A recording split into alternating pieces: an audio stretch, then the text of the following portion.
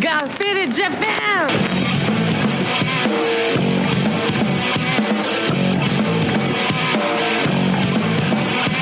Yeah, all the time I'm business. I'm all about my business, but I ain't got no briefcase. Yeah, all I got's some whiskey.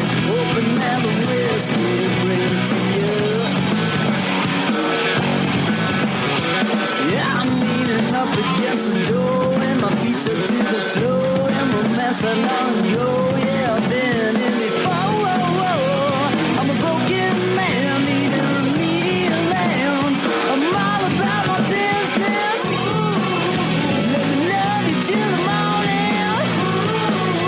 Let me love you till the morning, yeah. What's up, faders? Welcome to yet another action-packed episode of Got Faded Japan, and I am your host, Johnny. And I'm your co-host, Tom Tokyo. I'm back for more. That's right. And as you fine folks know, Got Faded Japan is about two dudes, booze.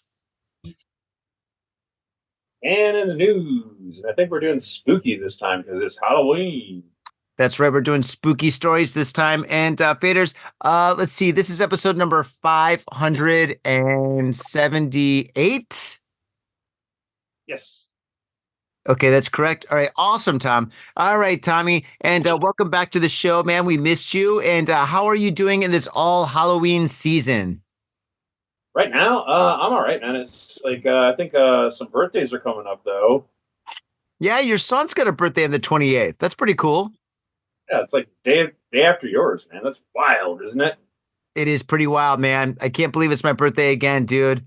Another year goes by. Ay. What have I done? Actually, quite a bit. But, oh, man, this next year, oh, God, I've got so many projects lined up. I'm looking forward to it, but not looking forward to it. But one thing that I am looking forward to is podcasting with you tonight, man, because we've got a lot of crazy stuff on our plate. Tom, what are we going to do in this episode of Got Faded Japan? Well, actually, since getting in the Halloween spirit, I believe we're going to tell some spooky stories about Japan. Ooh, that's right. So, faders. Yeah.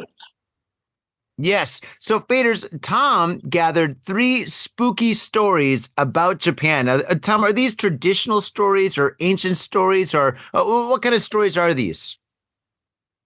I've got a couple from personal experience, and I've got one that actually is about a friend. It's about a spooky place.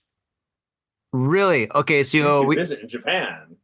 Okay, so I thought you were gonna do like 3 traditional like stories, so, like kind of like a Goldilocks kind of story, or a story about like leprechauns or something like that.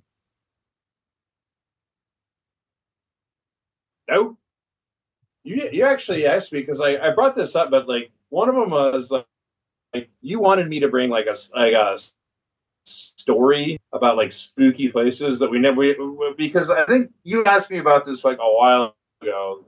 And we never got around to due to scheduling conflicts and just stuff going on. But I do have one that I think, actually, yeah, we'll just start with this one and to think about real life spooky places you could visit in Japan. And I mentioned this because one of my friends did it. Okay. Quick question: do you know what Urbex is? What, Urban Explorers? Have you ever heard of? Yes. Yeah. So you've heard of it before? Yes. Oh yeah. There's like the haunted. Well, I guess there's like a haunted apartment building. It's like this huge mega apartment building that's right down the street from where I live, and there's like maybe 500 like empty apartments. That's like right over there. It's like this huge, massive place that's been empty since like 1998 or something, and it's just falling apart and it's all like decrepit and stuff. And every so often you'll see people walking around out there, and I'm like, urban explorers or homeless people living there? I do not know, and I don't want to find out. So you never checked it out for yourself? No, I'm not going to do that, man. Hell no, dude. I'm in where I am in my life. I'm not at the point where I'm going to go to like an abandoned house and fall through like the floorboards, dude. That's something that, like all young people do in the Detroit area, like way back in the, I mean, I'm sure kids still do that, but it's just like, man, when I was a kid, actually, we used to like go to raves. And then after raves or before raves, or like, we'd walk outside and we'd go to Industrial Park or something, or the Packard plant. and like explore out there. But man, that is super, super dangerous. Like, I mean, you get shot, robbed, murdered, or just like I said, you'll just fall through the floorboards and nobody will ever see you ever again. Yeah, I've heard pretty like because I've done a little bit of it like urban exploring, but like nothing crazy. Really? Oh But man. like, man, the, the reason we did like one, it's not even like real crazy. We walked home as in northern Saitama, and we like I think it was like an actual temple that had been abandoned, but we snuck into it. We like climbed over the wall, and yeah, it'd been abandoned. You could see like old kimonos and fabric and hang out that had just then they're left to rot. It's kind of cool Really? though. Like we didn't get to poke around very much because I was staying with. I was blowing my phone up, going, "Dude, come on, I gotta poop." I'm like, "No, man, this is cool." But yeah, it's not that big a deal. But no, one of my friends got like hardcore into it. He did a bunch of different stuff. Actually, I think I'll read this. This is a pretty well written article, and I know I couldn't get pictures from it because it was so long ago we couldn't find it. But this is like somebody else who. Mm-hmm. Here you go. Spooky places. Mount Fuji's mysterious underground vault. The underground vault, Haikyo, in the shadow of Mount Fuji, is one of the strangest abandoned structures I've explored yet. A double-door, double-walled, walk-in safe with triple combination locks buried in a man-made mound in an unpopulated and obscure part of Japanese countryside. Now its thick and weighty doors hang open and loose, and there's nothing in the vaults but for 5 odd logos/symbols on the wall. I know the clue as to what purpose it has been dedicated in the kanji on the top structure of the dome in memory of our ancestors, it says. I stumbled upon this bizarre spot by accident after exploring the nearby resort hotel. It was already getting late, the light was fading, and I almost passed the whole complex by in favor of getting an early train home. But I'm glad I didn't, though, as buried between the two spa ryokan building, ryokan's traditional Japanese inn, and mossed over tennis courts, it was a petite extravagance. Ooh. At first, I headed over to the tennis courts, shot breeze, and then when heading back to look over in the main buildings, I saw the dome. It's fairly wide. Stepped out on the earth was going on. So the kanji dedication and figured it was just somebody's idea of a memorial. I climbed into the nearby building and explored there.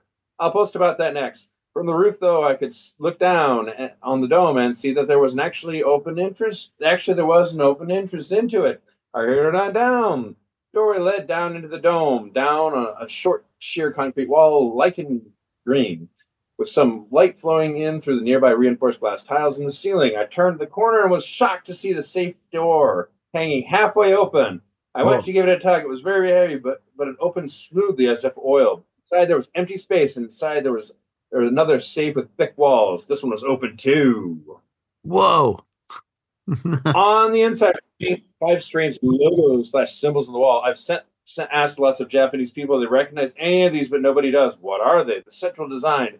The red sun's grinning looks like something cultish. Blue one looks like a bank's logo. The others on top, maybe one kanji for a winter, and the right one, big one. Now, to the left, I have no idea. Do you know what these are? Is it possibly a suicide cult? Ooh. But there was nothing that fit inside. I didn't want to step too farther in there or linger too long out of some irrational fear that someone or something might slip up behind me and slam the locks while all the safes closed and lock me inside. That I'd be trapped inside the scenario from the Saw movies and left in some hideous choice for survival. I didn't linger.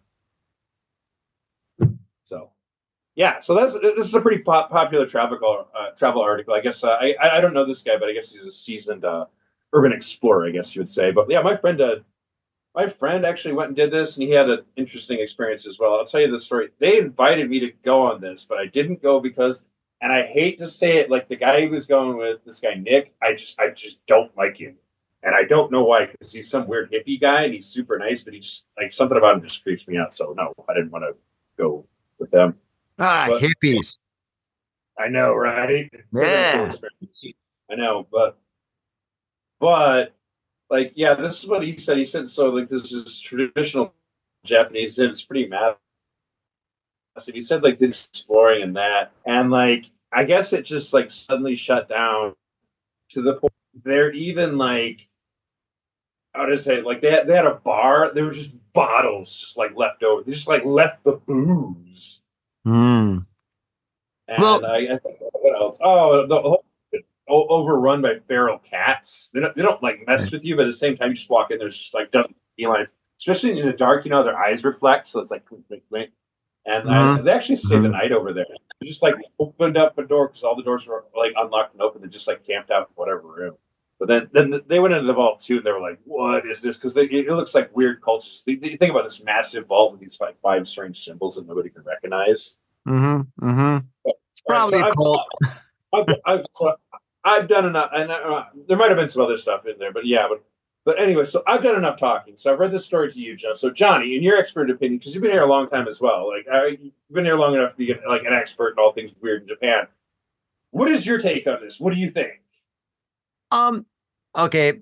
I think that this is probably either an old bomb shelter or it was some kind of a resort that was really big in the 1980s, but then after the bubble, it just closed down immediately and actually peppered all over Japan, especially in the rural areas. There's tons of huge resorts, like massive ski resorts and like beach resorts and just resorts in the mountains that just like completely closed after the bubble. Like the bubble in Japan was massive. You have no idea. Like in the 80s and 90s, like early 90s, Japan was just flowing with money. I mean, it was like a waterfall of money everywhere from the north to the south to the west to the east. And I mean, people were just building things. They were just building like hotels, resorts, beach resorts, all sorts of cool stuff, right? But then once the bubble burst, all construction stopped. People stopped going on vacation so much, and all these places just dried up. And then there's actually quite a few like abandoned like towns, like ghost towns peppered all over Japan and stuff. They're getting bigger and bigger and more decrepit and old and stuff.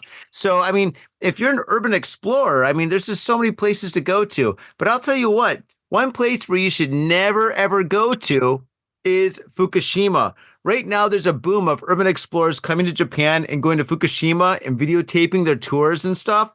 And if you go to YouTube, you can see tons of people doing this. And I swear to God, these people in the next 5 years, all of their body parts are going to fall off. Their dicks are going to be fucking falling off left, right, and center. Because the thing is, there's videos of these guys. Oh, dude, it's bad. It's like, like imagine the Toxic Crusader. These guys are all gonna look like the Toxic Crusader, if not worse, because they're in the red zone, right? And they get their little Geiger counters or whatever, which are extremely blown up. It's like they're like, oh man, this is so dangerous. And then they're like picking up Gundam robots and stuff and going to like anime stores and they're playing with the pachinko machines. And in my head, I'm thinking, oh my God, being there is so very bad. B, it's hyper illegal. And C, you are getting cancer so much. You're getting so much cancer. You're going to get like cancer, AIDS, hepatitis, syphilis cancer. It is going to be mega cancer. You guys are.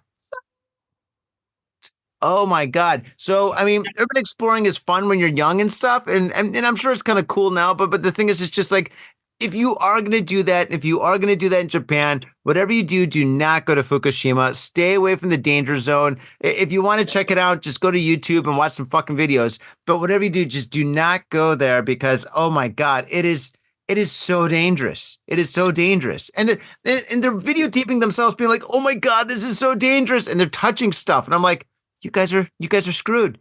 You guys are dead. You're watching a video on YouTube of like 6 people who are already dead and they don't even know it. Like I went up to keep in mind, I went in there and volunteered shortly after it happened. But I'm friends with some people that were like first responders, and like as far as I know, nobody's got cancer yet. So I don't know, maybe. Well, it's in the danger zone. I don't know. I would say I would recommend staying away from the red zone. Those places are abandoned, and the government says keep out for a reason. True. Yeah. Did they have radioactive boars running around? So yeah. Fallout's big right now, especially since the video games have always been big, but now it's more mainstream. It's had a very highly successful TV show. So I don't know, man. Maybe they're wanting some Fallout. Maybe they want to get turned into a ghoul or something. I don't know. Maybe. Wacky stuff. But anyway, to log it back on topic. Oh, also, like I will back up what you're saying. Also, there's a lot of wild stuff from the 80s though, because like what you're saying is like 100% correct. In the 80s, like think about it, man. Like Japan was at that time second largest economy in the world. Yeah. But like proportional wise, Japanese had way more money in Americans in the heyday, man. They were like way richer because I think it's like what less than a third of America's population, and like all that money. Yeah, but that obviously didn't. That obviously wasn't going to last. But yeah, there's some pretty nutty stuff. There's like one up north. I think there's like some theme parks and like amusement parks that got closed down. They're just kind of like sitting there rotting. Nature's reclaimed it. Oh So, yeah. Oh yeah. There's some very very wild stuff. But yeah. Yeah, dude, I was just in Izu about 3 weeks ago, and I was painting at an old kind of like it was like the Disneyland before Disneyland came to Japan. And it's like this place, this kind of amusement park and stuff. And yeah, they had a bunch of old rides and trains and stuff. And they had like this huge mega jungle gym, which is about the size of my apartment building. And they had like this Roman bath that was underground, and they had like all sorts of crazy stuff. And it was still functional, but you could tell it's from the 80s and they're just barely holding on. Yeah, man, there's a lot of really cool stuff if you just get out of Tokyo, man. I for all you faders out there, I highly recommend that you get out of Tokyo and explore some like the weird old stuff that's out there. I mean, there's so much to explore and see, you know. Get out of Tokyo. Tokyo. Yeah. Well, like I said, last winter, one of my friends came to Japan for his 10th time, and he's still finding stuff to do. Oh yeah. Obviously, not all of it's in Tokyo though, but yeah. Of course. Let's go back to get back on the topic. So I read that wild, wacky story about here's what it is and my buddy had been wondering about this for what it actually was. And update: we've since learned that the main logo belonged to a securities company called Sanyo, not the same one that produces tech. Lee of Tokyo Times unearthed a Sanyo company magazine bearing their logo in a nearby part of what is clearly the resort complex. The safe would have doubtlessly held important company papers, stocks, bonds, and etc. It was probably a bit of a vanity thing to keep it to themselves in such a location, but I'm sure they impressed their investors. Okay. Additionally, the red-faced logo in the center was surely put up there by another Haikyo employee. Seen as the same thing in many Haikyo around all over Japan. It's an explorer's calling card, I guess. Yeah. So, yeah. It's not another. Somebody else put it up there. So yeah. Cool. I don't know if that's as cool, or I don't know if it's a letdown or if it's anticlimactic. But well, listeners, faders, we'll let you be the judge of that. But still, yeah, it's pretty wicked. I'll forward you the story, and you can share some of the pictures because they're interesting. I don't know if we're really doing it justice on audio only. You know? Yeah, just post it on Facebook.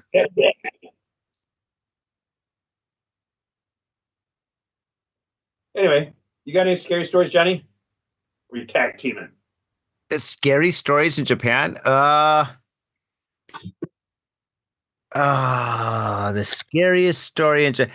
I mean, I've had a lot of close calls in Japan.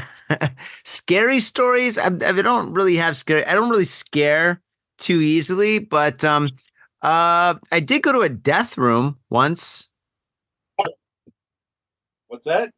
I did go to a death room once. Yeah. Okay, get this. All right. My wife and my in-laws and I, maybe about 7 years ago, we were driving up to the shore of Niigata, right? My wife lives, she's from Niigata, right? So we're visiting our in-laws, and we went to the shores, right? And we went to this big fish market just to check it out and buy some fish or whatever. And her father decided to take the scenic route back. And as he was taking the scenic route back, he's like, "Oh, Johnny, there's this really, really old shrine / temple that's right up here and stuff. It's very, very ancient in Niigata. Do you want to check it out?" And I was like, "Sure, why not?" So he pulls up and we get out of the car, and it's one of those old shrine, old temples in the middle of nowhere. That's where monks live or whatever. But there's no tourists. The locals only go there on the 1st of January and stuff. And so, I mean, it was very peaceful and just quiet. I mean, it was super quiet, and it was kind of in the middle of nowhere, which is awesome. So we went there. And we went to the front and stuff, and a monk came out, and we're like, "Hey, can we get a tour of the place?" And he's like, "Yes, but you have to give me 500 yen." And we're like, "Sure, 500 yen, yeah." So we gave him 500 yen, and he gave us really, really wonderful tour of this shrine slash temple. And the thing is, it didn't look that big at front, and when you looked at it at the front of it, but it was like really, really, really, really, really, really long. It was like incredibly long. It was like kind of massive, right? So we're going in there and we're checking out all these rooms and stuff where they have all these instruments and all just like, just like temple stuff, whatever, at praying rooms or whatever. And and then in the middle of the shrine, they have these like kind of like golden steps. It was like kind of like the staircase that went up to this door with a big red door, right? And I was like, huh, that's interesting. There's a second floor. What's up there? And he goes, oh, you can't go up there. It's a very special place. And I'm like, being kind of like a smart ass, I was like, well, we paid for the tour and I really want to see what's in there. And so my wife goes up to him and she starts talking to him. And she's like, hey, listen, he's a foreigner and he really wants to check it out and stuff. And my wife's kind of in on it too. And so the guy's like, okay, but you got to pay me more. So we're like, all right, cool. So we give him an extra 500 yen each, right? And so he's like, okay, you can come up here, but you can't really talk and you can't take photos and don't touch anything. And I was like, hell yeah, sounds like my kind of a place. So anyway, we go up these stairs. He opens up the red door and we walk in and it's this room that was kind of like, it wasn't like a pyramid, but it was kind of like a triangle, right? So like the walls were inverted in like this. And it was so deep. I mean, it just went on and on and on and on and on, kind of like Raiders of the Lost Ark, that last scene. And so it just went on. And anyway, we walk in there and it was crazy because all the walls were gold and the floor was like red velvet, right? And it was cold. It was really, really cold in this room. And on all the shelves and all the walls, there are shelves. Like there's like a shelf on top of a shelf on top of a shelf on top of a shelf, right? And then so basically these shelves went from one side of like the wall all the way down to the very far back, right? And on every one of these shelves was maybe 150 urns, right? So it's like an urn after an urn after an urn after an urn after an urn after an urn. Level of shelf on top of level of shelf on top of level of shelf on top of level of shelf. There must have been maybe 2,000-3,000 urns, right? And then in the middle of this room was like another pyramid kind of like base thing, right? And this base thing had shelves on it too, and they were also covered with urns. So we were in there with thousands of just urns, dead bodies, right?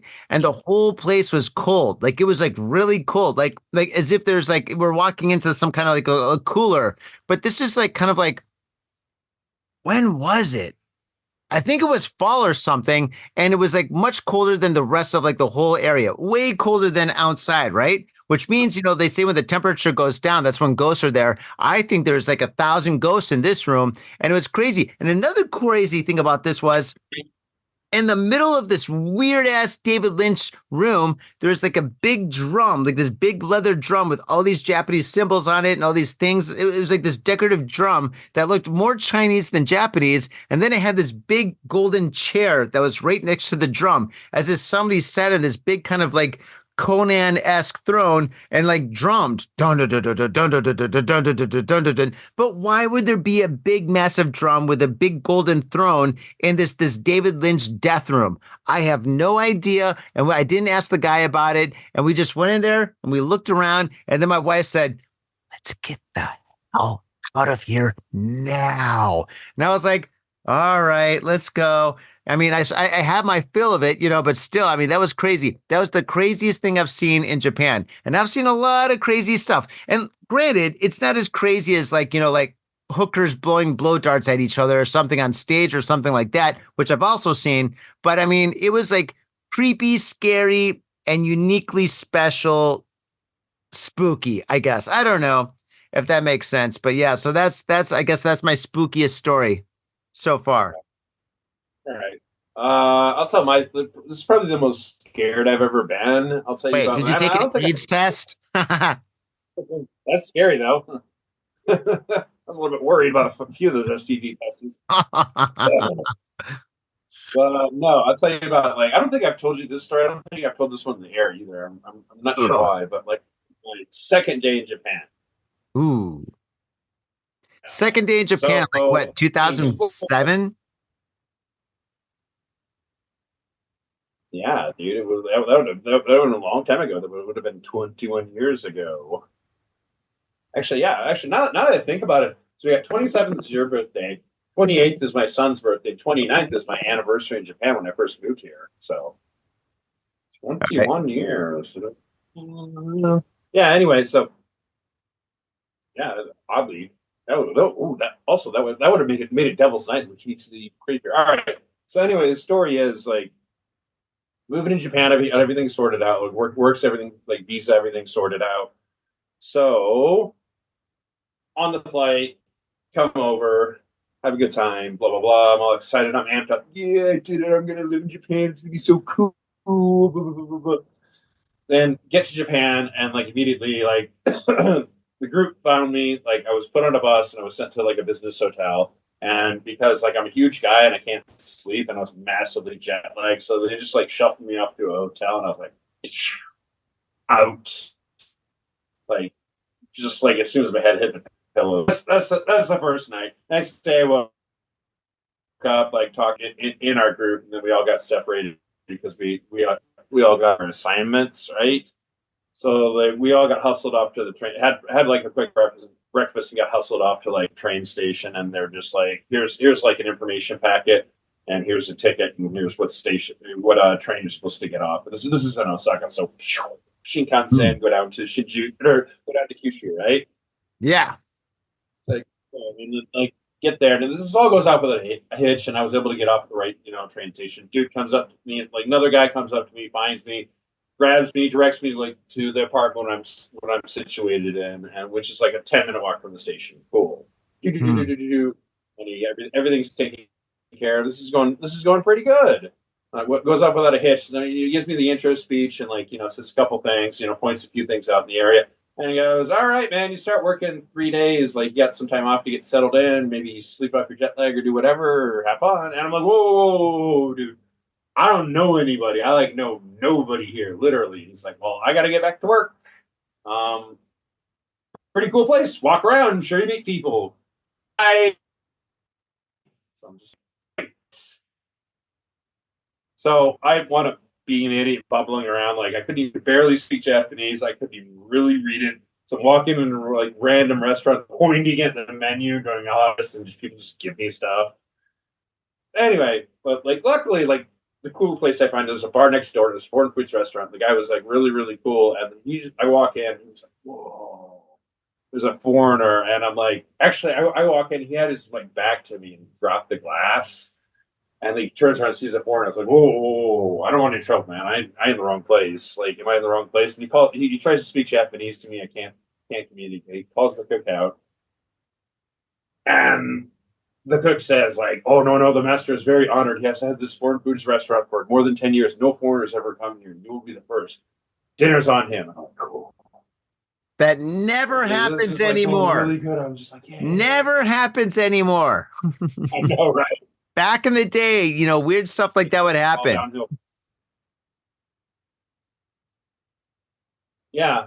So anyway, so I go there, I eat food, and like he's like, yeah, this place is cool. I start drinking with him, and whatever we can do to communicate, and like people start filtering in. He's like, introducing meet all his friends. He's like, oh, you have a gaijin in here, and like this is like countryside enough where I'm like, a little bit of a curiosity.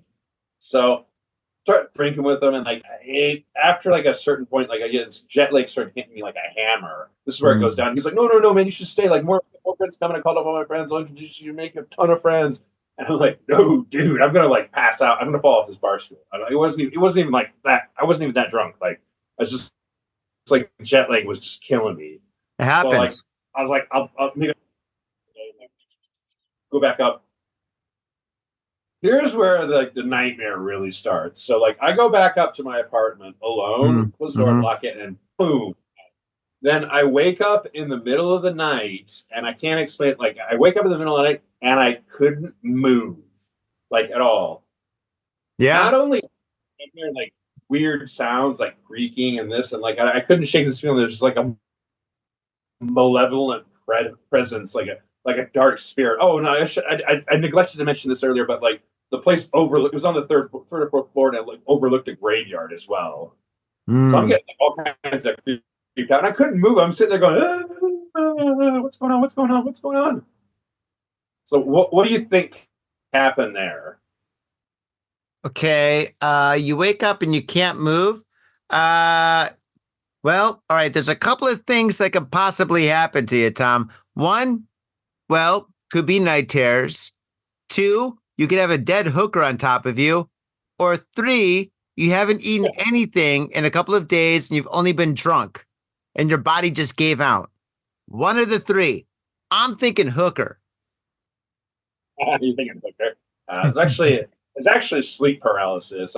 I don't know if you've ever had it, man, but if you've never had it, pray you don't ever get it, because it's the most terrifying thing. So you wake up and like can't move, and your brain just kicks into overdrive. This is where they think the legend of the succubus, that like this old like woman. Sometimes she's a really hot lady, but a lot of times she's an old hag. Comes and like sits on your chest and like steals your soul or your breath or whatever. That's where they think that myth or legend came from. But like, yeah, man, it's terrifying. And like, I swore, like in my brain, there was like a dark evil spirit or something was in there. I couldn't see it, but I could. And also, if you've been in some of the older like Japanese apartments, they're usually well maintained. They're a little bit like creaky. Like you can hear the pipes and you can hear your name moving around next door because the walls are paper thin. Yeah. So I'm doing all this, and I can't move. And so it is like I tend to sleep on my side. So what I was it took, this seemed like hours. Realistically, it was probably only a couple of minutes. I was somehow able to get like my finger into my mouth, and then I just like bit down as hard as I could. And like the pain like snapped me right out. I was like, ah! So I jumped up and I was like, whoa, man, that was like weird. So I jumped up and I freaked out a little bit, and then like I kind of calmed down. I realized, okay, I've read about this before. It's nothing crazy like that. It's combination of probably like alcohol and like some massive jet lag and just being kind of amped up in general. So I was like, okay, no big deal, right? So like I woke up, like puttered. It wasn't like super late. This was maybe like around midnight. Woke up, like puttered around the apartment a little bit. He had like a little bit of glass of water and just went back to bed. And you'd think that would be the end of it. I had a reoccurring nightmare where I relived that like scene like 6 or 7 times. So I'd sleep like 20, 30 minutes or maybe an hour. Boom, go through that same nightmare. Just like I swear like 6 or 7 times, it just kept coming back to haunt me. Really? So, yeah, that's the scariest thing that's happened to you in Japan. That's scarier than like an AIDS test. I don't know, man. Getting an AIDS test is way scarier than that. I've had sleep paralysis like so many times. I get it like once every couple of months. Wake up, you don't know what's going on. If you've never had it before, you wake up, you don't know what's going on. No. No, I've had it before. I've never had like, really? Yeah. Oh yeah, no, it's weird. You can't move. You're like like that. Yeah, it's not fun, man. It's weird. It's a weird thing, but it happens to me not all the time, but I would say at least like maybe once every 2 months or so. Like kind of often, I guess. I don't know. But yeah, it's just something that happens. But the thing is, like when it happens to me, I'm always on my back. I'm not on my side or on my front. So I'm on my back when that shit happens. It's not fun. It is frightening. But the thing is, it's just like not as bad as an AIDS test. Just saying. Yeah. Mm-hmm. Any other crazy scary story? Oh, there was that one scary story that you and I were both a part of. Remember that? But the AIDS test?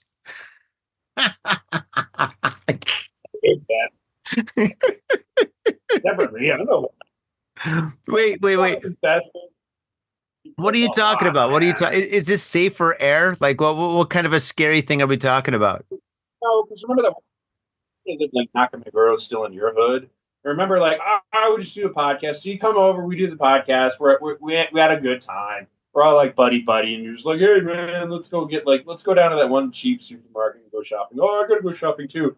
And like, keep in mind, we haven't seen each other, so we're just like sitting there. We're going through the shop, just cheap supermarket shopping, BSing as we regularly do. And then that one like crazy looking goth at us, remember? Oh my God, yeah. Because No. we're just like, what's been up? And then we just get this like crazy looking goth chick is just standing in our way, just staring at us. And I'm like, excuse me, let's just move over. And like she and Goofy definitely had the crazy. Dude, you're breaking up, man. Dude, your internet's fucked up, dude. You're breaking up. Hello? What did you say, man? Hello? Yeah, dude, your internet's breaking up, man. Yeah. Oh, I fucking hate this. Not really, but yeah. What? Yeah. All right, so anyway, yeah, but that crazy chick starts following us around. Yo, can you hear me? Because nobody heard any of that story. Sorry, man. What I was trying to say is like that crazy chick just starts following us around. Okay, well, all right. I just heard that. Okay, so all right, retell the whole story. You broke up, dude. Like I only got like bits and pieces of that whole story. It's like Max Headroom. Okay. All right, so like because like remember like back when I used to like live in your hood, right? Like Nakamura. This is before I moved down here to like Yokohama suburbs, right? Mm-hmm. So like we did a podcast, it was really cool. We're hanging out and like we finish up and Johnny's just like, hey man, I gotta go shopping. I was like, oh, I gotta go shopping too. So let's go to that one cheap super. Yeah, man, that sounds cool. And like we haven't really hung out because like Johnny's just doing work and like I got a kid to take care of. So we're just like, hey man, how you doing? Like, what's been up with this and that? And yeah, so we're going through the supermarket, and then just like, oh yeah, dude, dog, how you doing? Blah blah blah, just putting stuff in like our baskets, and then like we stop. There's just in one of the aisles, there's this crazy looking goth girl like blocking our way, and I was like, excuse me, miss, could you like scooch on over? And she gives this goofy grin. Definitely has the crazy eyes. Don't forget that. And just gives this big goofy grin and just like moves aside and we walk on by her. Then she just starts following us around. Doesn't say anything, just follows the two of us around. And like me and Johnny are just sitting there looking at each other. And like we didn't even have to, we were friends for like so long. We didn't have to say anything. We just like looked at each other and we just gave each other that look. And we're just like, abort, GTFO. And like, yeah, so we just like hurried through the line, paid for our stuff, and just like bagged it up and went. Then we got outside, and then they said, no, dude, side streets. We took like a bunch of quick side streets, like detours, to make sure it wasn't following us. Like, yeah. Yeah, that was pretty crazy. Those. So basically, a schizophrenic girl fell in love with Tom. Like a bunch of those. Oh, that was pretty crazy. Yeah. That lady. I don't know. She could have been more. I don't know, man. She was trying to talk to you because you're like this big, tall, like white dude. I don't know. I'm more average here, but hey, okay. So do you have like another like Japanese story, like a traditional Japanese story about like uni or something like that? That you were supposed to get, Tom. Oh shit, I blew it out. Oh no. That's what I get for drinking too much. Johnny's. We don't need no education. Bum, bum, bum, bum, bum, bum. Blow the candle. Traditional stories are always like weird though. Like, so do you have one though? That's what you're supposed to do, by the way. We don't need no thought control. So wait, so do you have like an old story? You know about the kitsune? All right. Wait. Is it a short story? We don't have too much time. It's a real short story, but like a lot of these stories start like this. Like basically, this like dude, like let's just say he's a samurai because why not? Because it's like feudal Japan. Okay. Dude goes out, it's like has a bit to drink. He's having a good time, and then decides to go home. So he's going home, minding his own business. On the path, he sees this beautiful woman who's got her fan up, and she just like they cross paths, and he gives her like little cutesy. She gives him a little cutesy smile and starts chatting her up, and like they get flirtatious. He's like, oh, yeah, I don't know who this girl is, but I think she's really into me. And then he says, well, where do you live? And she goes, oh, right this way, sir. Come back to my place. And she turns around, and then he sees like a foxtail sticking out. He's like, no, Kitsune. And then he tries to kill her, and she runs away. That's basically the story. But like, you heard that one before? The Kitsune? No, but you said it so well, so I don't need to hear it again. Oh man. Well, anyway, I thought you were gonna have like a bunch of like Japanese like traditional horror stories. I swear, like though, it's either Kitsune or the same deal with an ice woman. This guy's like hiking, and this beautiful woman invites him to his place, and like he bangs her, and then like she's cold, and he wakes up next to a like dead corpse, and it's like the ice woman demon, like the Yuki demon. They're all like that, man. I don't know. Like maybe I could have done my homework, but like I thought, like Yeah, you had homework. I gave you homework. Stuff. I said, Tom, I need 3 spooky traditional Japanese stories, and you got me nothing. You said 3 spooky stories. You didn't say anything about traditional or anything. Well, I just thought that you would understand that if I said 3 tradition or 3 Japanese spooky stories, that wouldn't be like you having night paralysis. Sorry, I should. Okay, all right. All right, let me think. Next time when speaking to Tom, I have to be completely thorough because he won't get it. Got it. All right, got it. Okay, so. All right, how about this? All right, so before we get on to the news, because this is like a Halloween episode, maybe one of 2 or something. All right, for you, what is your scariest Japanese movie? Or what's your favorite Japanese scary movie?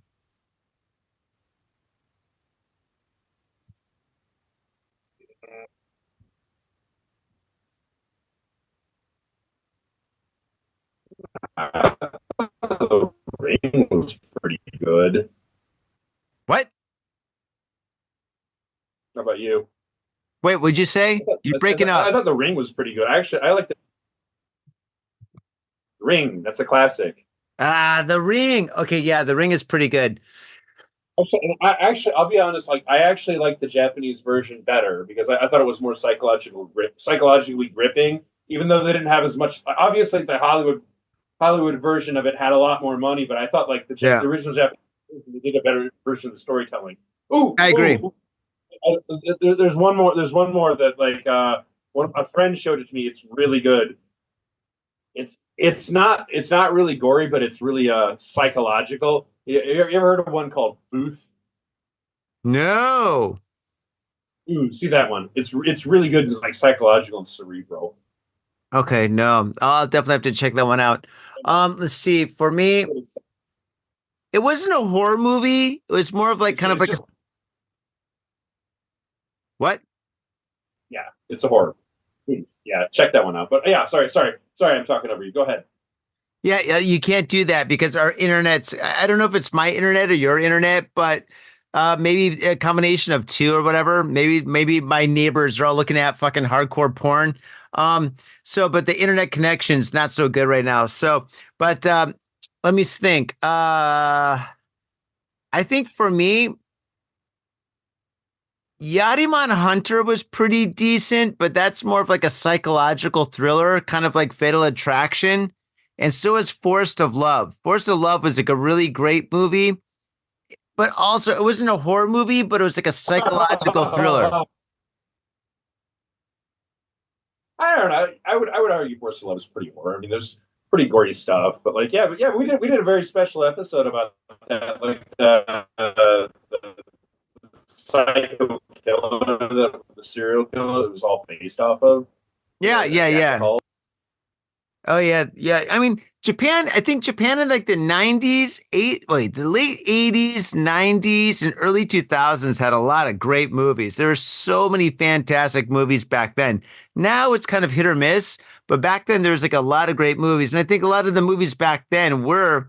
I mean, the scary movies were kind of scary. Like, for example, even Hausu. Hausu was kind of like, at its time, was like a very scary movie. I mean, that movie, when it came out, was like frightening for a lot of people. I mean, that was like Psycho. That was like the equivalent of like Psycho in America, but in Japan. You know what I'm saying? Yeah, because we did that. We actually wound up watching that one. Like, Yeah, it was very good, especially considering it came out with like 1972, I think, something like that. Yeah, like So they did and they no, didn't 79 add a or huge budget. 82. Is it? No, it was in the 70s. We should know this. Maybe it's 78. I don't know, but it was definitely in the 70s though. Yeah, it was like a long time ago. That's for sure. Like I would say like they didn't have a very good budget, but they got very creative and like with the directing and some of the shots. No, it had to be in the 70s. It was in color. Yeah, it was in the 70s for sure. But you were saying this like early 80s. I was like, no, this is in the 70s, man. Yeah, okay. All right, whatever. It was like before like most of our audience was born.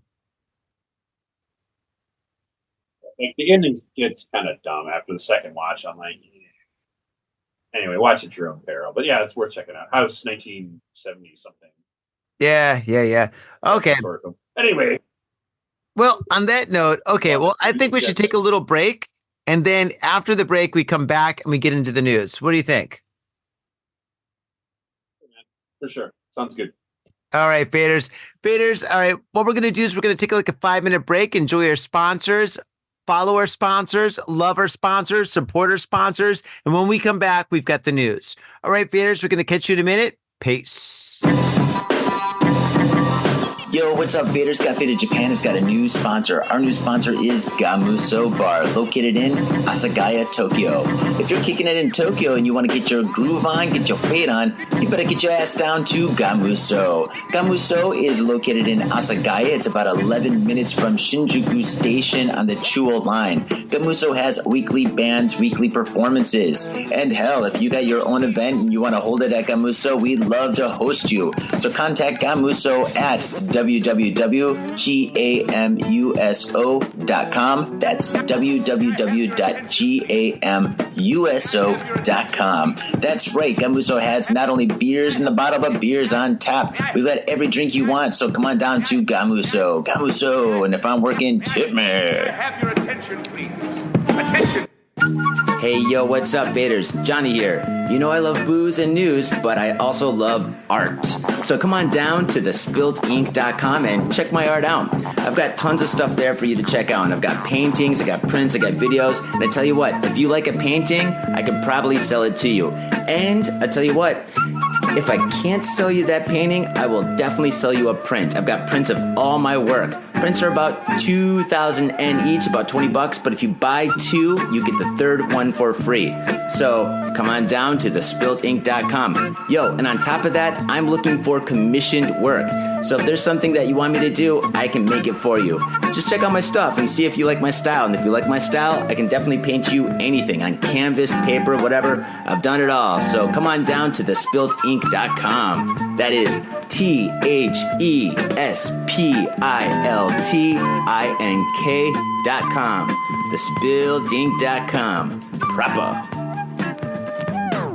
MITSUYA Liquors. Yo, what's up, faders? If you're in Asia, if you're in Japan, if you're in Tokyo, if you're in Asagaya, you better get down to MITSUYA Liquors. That's right. For the most affordable prices in Japan, you can get over 300 different kinds of beer. That's right, over 300 different kinds of beer. And of course, they got all the shochu you need, all the sake you need, and of course, they got wine from California to Italy to France to New Zealand. They got it all. When I say they got it all, they really, seriously got it all. There's no joke about that. So get down to MITSUYA Liquors. And if you go in there and you say, Got Faded Japan, you will be more than welcome to go into their back room and drink those beers that you just purchased. That's right, Got Faded Japan at MITSUYA Liquors. And 3 times a week, they have a sushi chef there. So get your sushi on, get your drink on, get your fade on, and come on down to MITSUYA Liquors, located comfortably in Asagaya, about 5-minute walk from the station. In Tokyo and craving soul food? We've got just the place for you. Soul Food House in Azabu Juban. Check out what we do at soulfoodhouse.com. Come by and taste the love. We look forward to feeding you. Are you in Harajuku with some out-of-town friends or your family or significant others? Yeah! Do you want to chill and drink beer and eat sandwiches while your friends overpay for glitter unicorn socks? Yeah! And the flavor's gonna make you complete. at Harry's Sandwich Company. So come on down to Harry's Sandwich Company in the heart of Harajuku, right off Takeshita Street. See you there! And we are back, Faders. And yes, Faders, we do have the news for you. And we've got some amazingly spooky news. Actually, the news that I have is kind of creepy in a not good way, but in a very bad way. So let's see. Tom, do you mind if I go first? Sure. If you want to go first, it's fine. Take it. Go for it. Okay, so I got a very creepy story. Here we go. Da, da, da, da, da, da, da, da, da. Wait. No, I just had it. I just lost it. Oh my gosh. Why do I drink so much? Okay. So I've got a very creepy Halloween story. Ooh, this story is so creepy. Here we go. Teacher arrested for taking secret photos of teenage girls' naked bodies before he stabs them while wearing a hockey mask. Okay, that last part was fake. But yes, what? There was a what? Okay, I thought you said something. What? Yes. So what? Dude, if you're gonna say something, man. You're breaking up, all right? Say something or don't say something. All right. Oh, Jesus Christ. Okay. Teacher arrested for taking secret photos of teenage girls' naked bodies. Ooh, so spooky. No, actually creepy. This man is a creep. He's a creep. If we had $1 for every time we had a story like this, I would quit all my work and buy Sakura Island. I swear to God. This story takes place in Shiga. Police in Moiyama, Shiga Prefecture, have arrested a 41-year-old high school teacher on suspicion of violating the Child Pornography Prohibition Act after he took secret creepy photos of teenage girls' naked bodies with his creepy smartphone. Ooh. Police said the suspect, Masayuki Ishida, has remained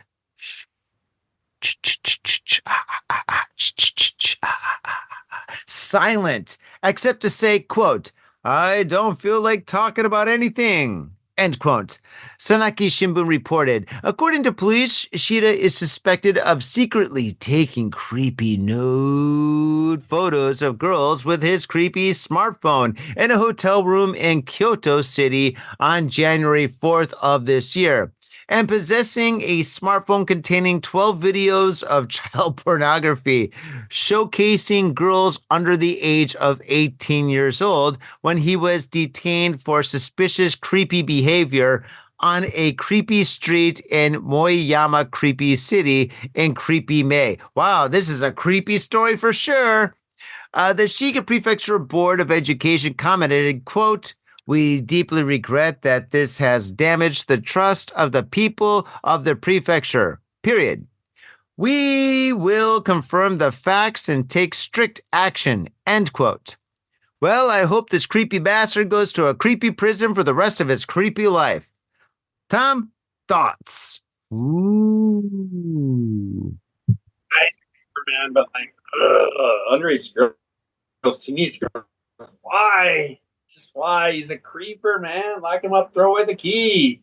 I don't know what is, like, obviously I don't agree with this, but I don't know what else we could say at this point, because like we've done so many like creeper articles about creepy guy who takes creepy photos of unwitting like underage girls. So lock him up. That's all I got to say. Yep, lock him up, throw away the key, and Saya Nara. I hate to say it, but like obviously I don't agree with this, but like, I still think it's super duper creepy. But like we've done so many, I'm just desensitized to it. I'm sorry. Yeah, to a degree. I mean, if there's more to the story, like, I mean, if he was wearing like a Batman outfit or something, it would be more interesting. But nah, it's just a creepy teacher. But the guy is 40 years old. You know, actually, I'm pretty surprised that he only had like a few videos on his phone. You probably like, or maybe he had like some kind of like a secret, like kind of like a file or something like that, whatever, where he had like millions of them. But yeah, usually these creepoids have like a shit ton of videos and stuff on their phones. Usually when they find their phone, they're like, holy shit. And then when they do like, when they go into his house, they'll probably find like hard drives full of crazy shit. So yeah, there's probably more to this story, and we'll find that out. Yeah, but that because they always do, dude. It's not like an isolated incident. He's been like creeping on girls like then, and he's 40. He's had what, like 20 plus years to do this. Oh, another thing, since I'm a parent, super duper creepy when you're in your 40s and you're taking pictures naughty pictures of like underage girls that are like by that age they're young enough to be your daughter. Super creepy. Good point.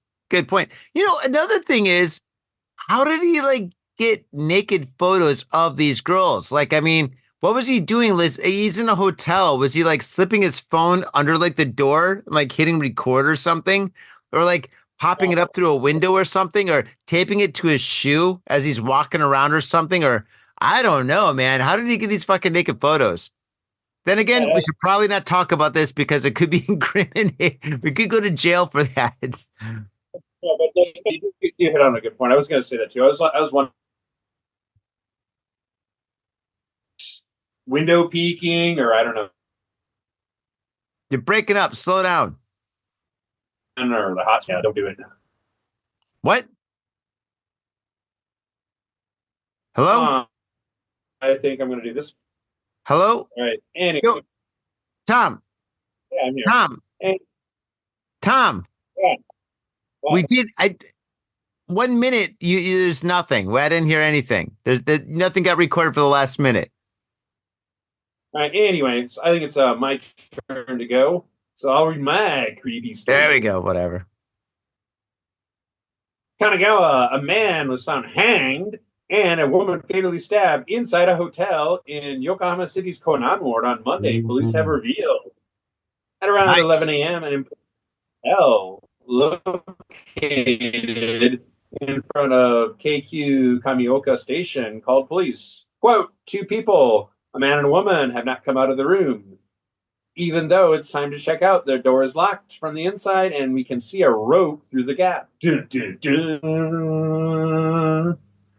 According to Konan Police Station, the man was found with a rope around his neck near the door. The woman was sitting upright in bed, body. 2 blood-stained knives were found in the room. TV Asahi reports on the 10th. Subsequent police investigations revealed that the woman was a Yokohama resident aged in her late teens, and the cause of death was hemorrhagic shock. Hemorrhagic shock. Am I pronouncing it right? Hemorrhagic shock. Police said it's called hemorrhoidic. Yeah, so it's like her butthole, the hemorrhoids. Hemorrhoids. No, hemorrhoid. No, I'm pretty sure she bled out. I'm pretty sure that was what it means. What do I know? I'm not a doctor. The man, aged in his 40s and living in Kyoto City, Kyoto Prefecture, had deep stab wounds near his chest. The cause of death was cardiac tamponade. We should just call this the creepy medical episode. Yeah, it is. Pressure is created by blood or fluid collecting around the sac surrounding the heat, caused it to not function normally. I'm reading that verbatim. Wait, Tom. His sac had too much blood and it didn't work normally?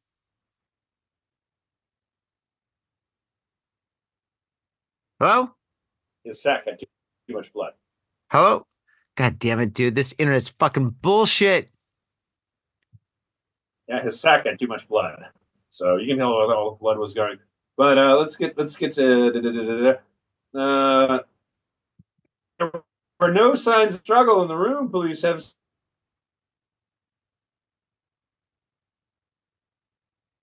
God damn it. At a nearby store who witnessed the scene outside the hotel after discovering Tom. quote, 2 bodies wrapped. Tom. Read that last minute again. Okay. There were no signs of struggle in the room, police said. Police are currently investigating the relationship between the man and the woman and the circumstances that led to their deaths. That's it. An employee at a nearby store who witnessed the scene outside the hotel after discovery told the Asahi Shimbun that 2 bodies were wrapped in blue tarpaulins and carried away. So what's going on here? A dude in his 40s from Kyoto was shacking up with a girl in her late teens. Dun, dun, dun. I think we got another creepo on our hands. Wait, so basically he killed her and then he committed suicide. Hello? They haven't said that, but that's what I was thinking. Seems like the most logical answer, right? I guess so, yeah. I don't know. So it's basically a murder suicide in a love hotel. So it's like basically the love hotel from hell. Or maybe, well, actually, they said he had like stab wounds on his chest as well. Oh my God. What do you think? It's like I don't know. knife play? Maybe they tried. Maybe she tried to kill him first, and then he just stabbed her back. I don't know. Some pretty people. I don't know. People are doing some whack shit these days, man. Who knows? That is true, man. Yeah. The way murder's going these days, dude, it's getting weirder and weirder and weirder. Okay, here we go. My story. Role play gone wrong. Role play gone wrong. What? Sorry. No, what'd you say? God damn it. Here, dude, let me see what I can do with my fucking internet. Hold on a second. God damn it. This fucking pissed me off with bullshit.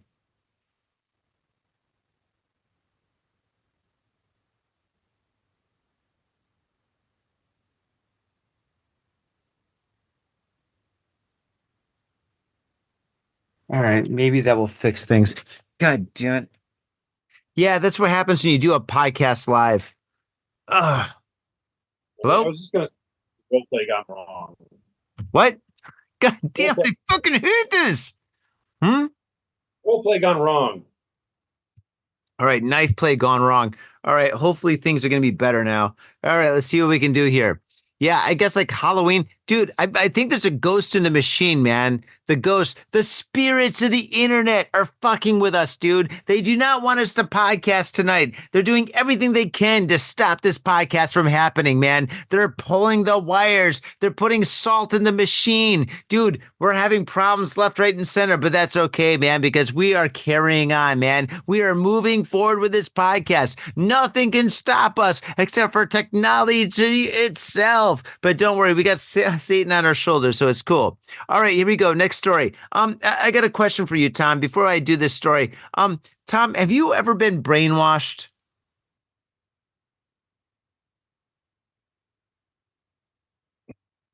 Oh, why? Wait, have you ever been But if you were brainwashed? actually brainwashed, then you wouldn't know you were brainwashed, right? I don't think so. Why? Okay, you don't think so? I don't think I've ever been brainwashed either, but here we go. This is a story about brainwashing. Man arrested for fraud after brainwashing 2 women to fund his lifestyle. Okay, so how do you brainwash someone? I don't know, but I tell you what, I want to brainwash all our listeners into supporting us on Patreon. This story takes place in Osaka. Aishiteru. Police in Osaka Prefecture have arrested a 22-year-old unemployed man on suspicion of fraud and extortion for allegedly correcting 2 women in their 20s for buying him 2 sports cars. Well, that's very expensive in Japan, and transferring money to him. God damn, this guy's good. Mitsuho Shiraishi and the 2 women have been living together for about 5 months, and during questioning, he reportedly stated that he had, quote, brainwashed the 2 women in order to live an easy life, end quote. NHK quoted police as saying, wow, that's crazy, man. You know what this is like? This is like an evil version of like Three's Company. Remember that show, Three's Company? Yeah, I remember. Remember? Didn't the dude pretend to be gay so he could live with those 2 children? Yeah, I remember it. Yeah, basically he pretended to be gay so he could live in like an all girls, like, I guess, apartment place. That was insane, man. That was like the best show ever. Come and knock on our door. We've been waiting for you. We've been waiting for you. Where kisses are his and hers, it's Three's Company too. Yeah, I'm a terrible singer when I get this drunk. Okay, moving on. According to police, Shirashi met the 2 women through social media in February, and he began dating one of them, Three's Company. In March, the 3 began living together. Police said Shirashi poses as fictitious characters, sent the two threatening emails more than wait. This is written all fucked up. Police said Shirahashi, posing as fictitious characters, sent the two threatening emails more than 2,000 times, making them believe that they were being targeted by hostile forces and making various demands on them under the pretext of protecting themselves. The women brought the women bought him a car and transferred money into his account between March and June. Police said Shiashi also kept the women confined to his apartment by convincing him it was dangerous to leave because enemy forces that wanted to harm them were outside the building. Dude, what the fuck? This story is fucking so crazy. This is a horror story in itself, man. Oh my God. And it's written, the person that wrote this fucking article is a moron. I'm a drunk idiot at this moment, but still, I can tell that this article is written by a fool. The incident came to light when one of the women asked for help from an acquaintance she had met while playing an online game. The acquaintance contacted police and said her friend was being confined by a man named Shirashi. Police says Shirashi has admitted to the charge and quoted him as saying, quote, "I brainwashed the two women to satisfy my desire to have everything I wanted in order to live an easy life," end quote. Well, that was written pretty well, I guess. Well, then again, I guess it was a quote, so how can you fuck that up? But yeah, dude, that's pretty crazy. So, Tom, what are your thoughts on this story? Pretty crazy. Yeah, I guess he did brainwash them or something, man. Like, that, but I don't know. But usually the women that get targeted in this, like, they're older, they're not the best looking, they're well off, and they're just really lonely. So looking for companionship. Check. So I don't know what to say. Yeah, 2 checks right there, man. So I think that's what happened. There's a developing story I found. I only found a little bit of information, but I'd like to come back to it. But like, apparently there's this dude who wants to be the god of marriage or something. That's what he wants. So he's married, but he lives with, like, he's got 4 wives. Polygamy is illegal, but he's legally married to one, but he's got 3 other women that live there. So he's got 4 wives. They all live together, and he's got 2 girlfriends on top of it that I think, like, visit quite frequently. And all the women are completely cool with this, but this guy has not worked for more than 10 years. But, like, basically, and he's already knocked him up, and he had a couple of kids with his, like, wives. Apparently, they're all cool with this, with him not working and just them like going out and working, financially supporting him. What do? He's a house husband. He takes care of all the cooking, cleaning, and, like, child rearing. And, like, apparently all the women are just, like, completely cool with him just, like, being the stay-at-home dad and the sperm. Yeah. Well, I don't see a problem in that if everybody's happy. I guess, but, like, I want to know more info about this, because this could be like a whole episode in and of itself, depending on what kind of details we can dig up. But well, like, yeah, he's a nut job, because he said he wants to become the god of marriage and parenting, and the god of masculinity. He wants to become a god of a lot of things, and this is his way to do it. So he's a nut bar too. Yeah, I'm sure he is. But I'll tell you what, man. I mean, 2 wives, 3 wives, 4 wives. I mean, on paper that sounds awesome, but in real life, dude, that's a lot of work. That's really expensive. Fuck that. Seriously, who's got the energy to do all that shit? Oh my God, yeah.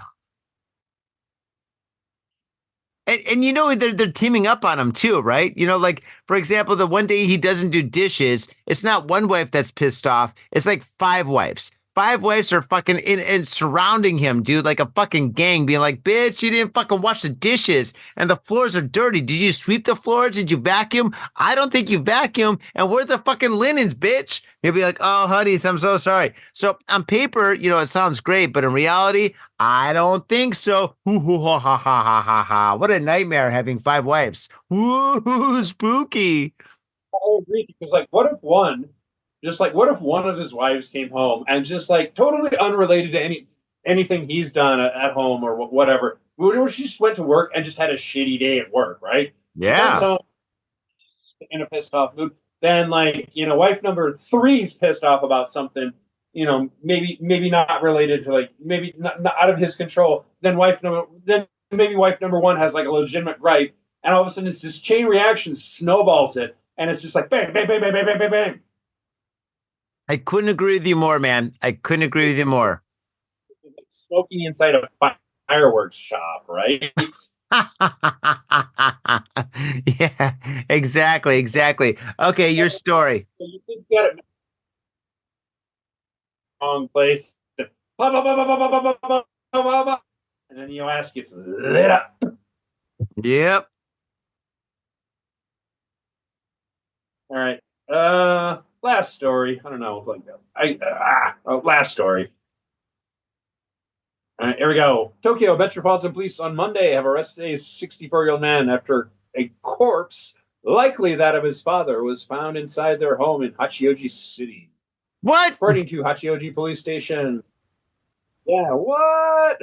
It gets better, I promise.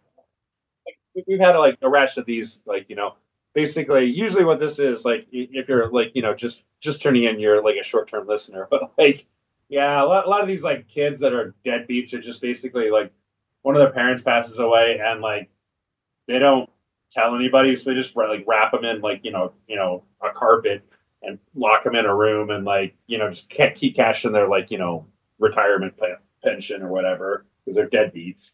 But anyway, dude, do you know how stinky it's got to be? Better, though. Oh, sorry. Yeah. I imagine so. I imagine so. Oh, God damn it. Where are we? Okay. Yeah.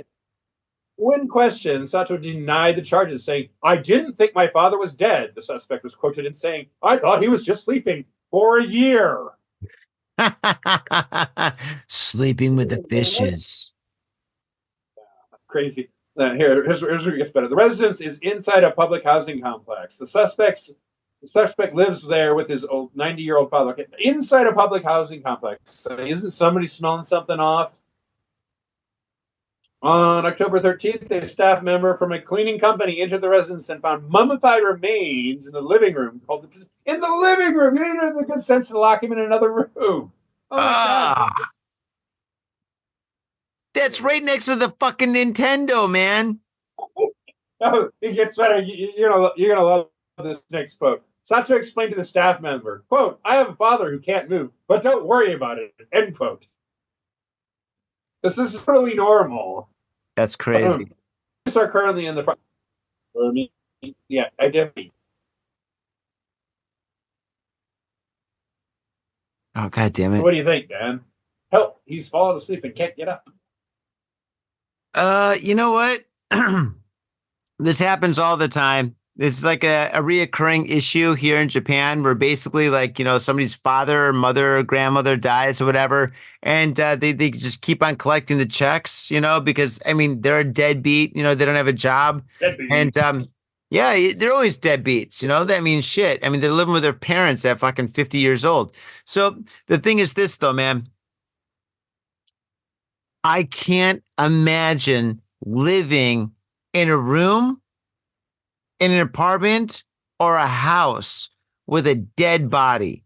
There's no way I could live in a house with a dead body. Now, I live near a cemetery. Actually, I live near a couple of cemeteries, just like you. I mean, it's Tokyo. There's cemeteries everywhere. There's a cemetery within 15 minutes of every apartment building. This is how it is here, right?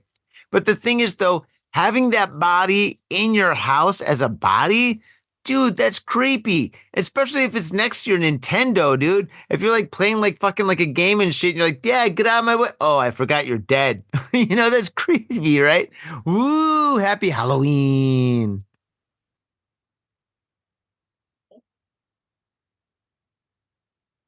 What do you think? Yeah, so that's about it. And yeah, I guess like that's about it.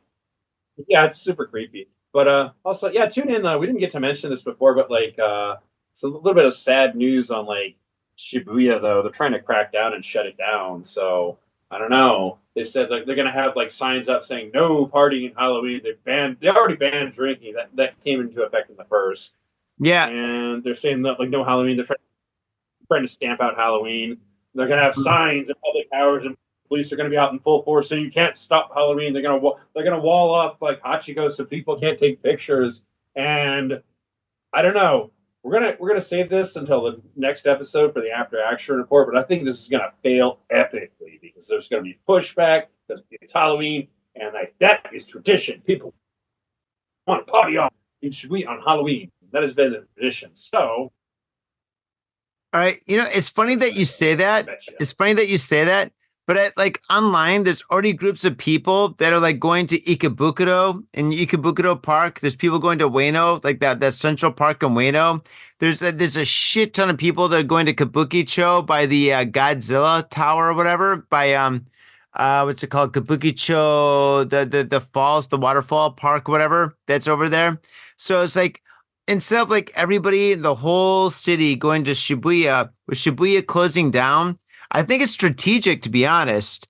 I think this is a way for like Tokyo itself to spread the love, because I mean before everybody's going to Shibuya where it's concentrated in Shibuya, but for like Shibuya, the mayor of Shibuya being like, nope, don't do it here. There's no alcohol in the streets. We're not gonna give you a ticket, but we're gonna like take your alcohol away, and we're gonna sternly yell at you and stuff, which has been happening every single night in Tokyo in Shibuya recently.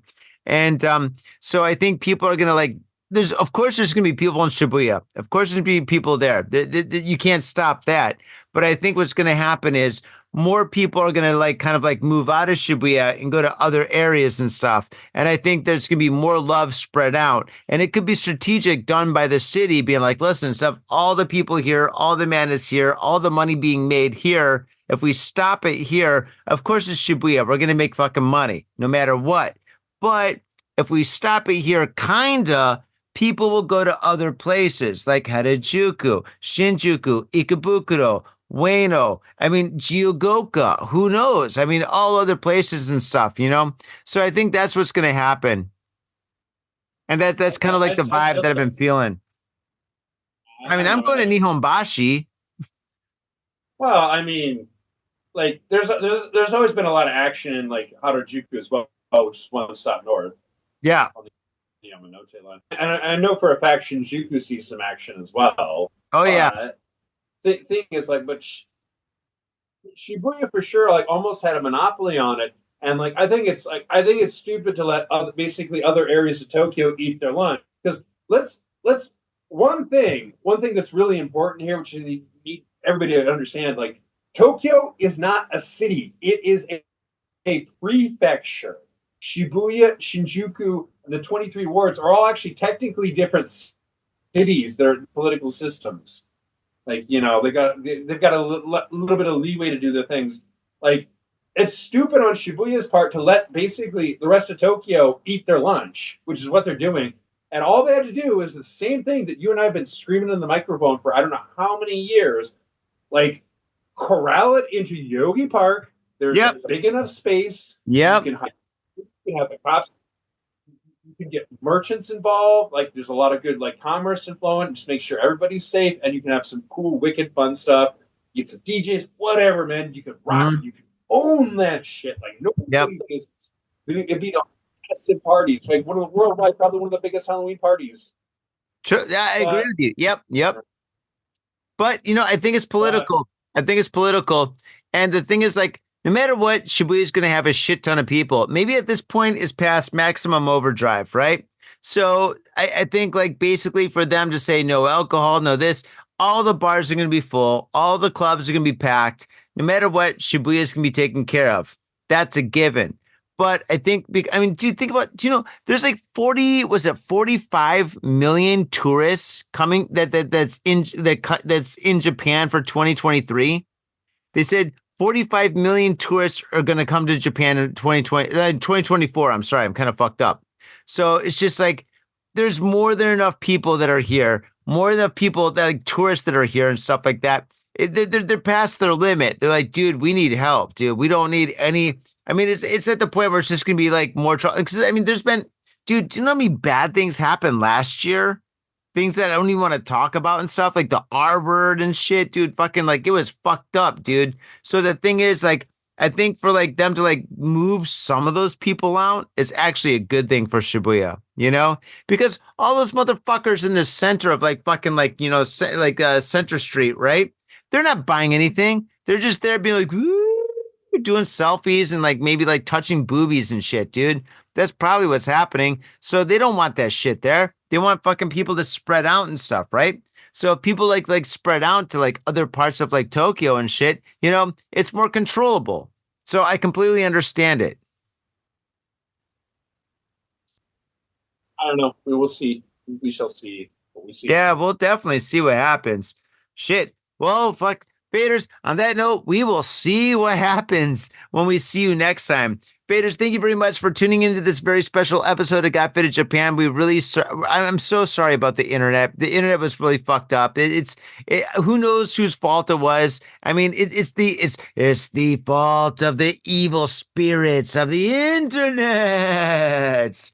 So, but Tom, I'm so happy that you came here tonight. I know you're really busy. You got a new job. Your kid's got his birthday coming up and stuff. We didn't even talk about that, by the way. We'll talk about that next time. But yeah, dude, thank you so much for staying up tonight. And faders, thank you so much for getting faded with us. And I hope you drank as much booze as I did tonight. Hell yeah, I fucking got lit. But it's my birthday week, so I'm supposed to get my fade on. So yeah, thank you so much for that. And faders, we'll catch you next time. Oh, and be sure to tell a friend about Got Faded Japan, you know, because the more people you tell, the better it is, because more people like start listening to the show. And also, we are all over the internet, especially on Instagram. We're blowing up on Instagram. Did you know we went viral last week? We had a post that got 1.5 million views, which I thought was pretty cool. Hello, can you hear me? Hello? Well, shit, that Tom's not here anymore. Anyway, faders, thank you so much for tuning in, and we'll definitely see you next time. Peace. My own brother, a goddamn shit-sucking vampire. Will you wait till Mom finds out, buddy? I've got a government job to abuse and a lonely wife to fuck. As far back as I can remember, I always wanted to be a gangster. God, the pressure! I can't take it! I can't take it! I can't stand to it! You sure excuse me? We're going freaking! We came, we saw, we kicked his ass! Your move, creep. Oh, man. I will never forgive your ass for this shit. This is some fucked up repugnant shit. Ah, fuck it, dude. Let's go bold.